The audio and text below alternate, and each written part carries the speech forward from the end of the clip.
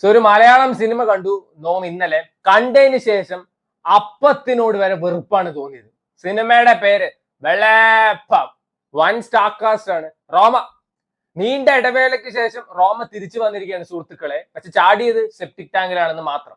ഷൈൻ ടോം ചാക്കോ, നൂറിന്റെ കെട്ടിയോൻ, മഹാനടികർ, കൈലാഷ് എല്ലാവരും അഭിനയിച്ച അപരാധം വെള്ളേപ്പം. ഇന്ന് പേര് ഭയങ്കര രസമാണ്. വെള്ളേപ്പം ഉള്ളു പൊള്ളി വെന്ത തമാശ കഥ.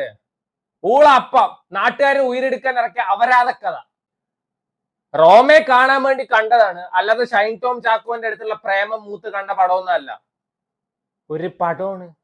പുഴുത്ത അപ്പം എന്നായിരുന്നു ഈ സിനിമയ്ക്ക് ഇതിന്റെ ടൈറ്റിൽ.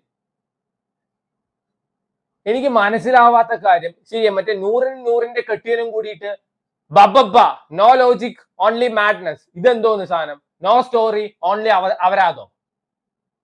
അയ്യേ, ഒരു പടമാണ്. ആൻഡ് എനിക്ക് മനസ്സിലാവാത്ത തിന്നണ സാധനങ്ങളുടെ പേരൊക്കെ ഇജാതി അപരാധങ്ങൾക്ക് കൊണ്ടുവരുന്നത് എന്തിനാണ്? മുമ്പ് ഒരു ബിരിയാണി ഉണ്ടായിരുന്നു. ആ പടം കണ്ടതിന് ശേഷം കുറച്ചു കാലം ബിരിയാണി തിന്നുമ്പോ കനിക്കുസൃതിയാണ് ഓർമ്മ വന്നിട്ടുണ്ടായിരുന്നു.